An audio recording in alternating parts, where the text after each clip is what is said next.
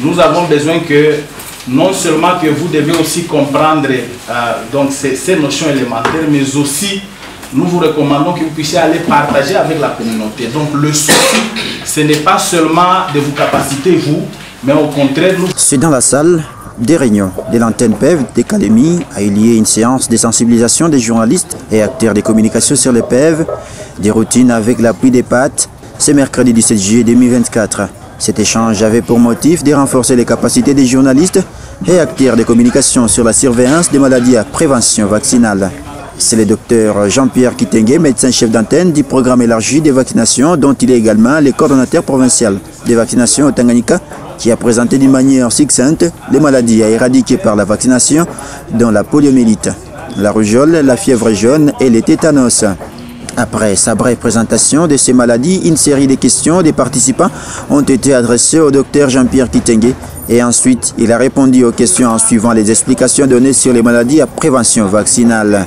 Au sortir de la séance avec les professionnels des médias, docteur Jean-Pierre Kitenge s'est présenté devant la presse locale tout en donnant les mobiles de cet entretien. La vaccination marche bien sûr, mais il y a encore des difficultés, encore des problèmes.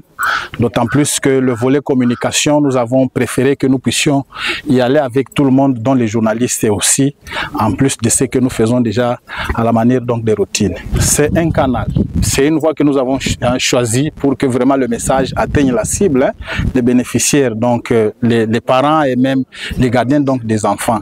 Et nous avons pensé que nous n'avons pas tapé à côté et que c'est un canal vraiment qui est même indiqué dans la littérature et même de manière opérationnelle sur le terrain.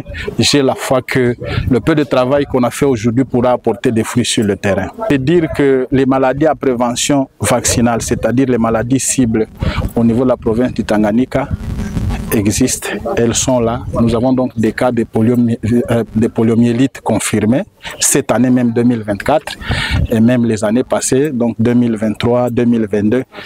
Le cas aussi de la rougeole, qui est en train de sévir sous forme d'épidémie, comme d'ailleurs la poliomyélite.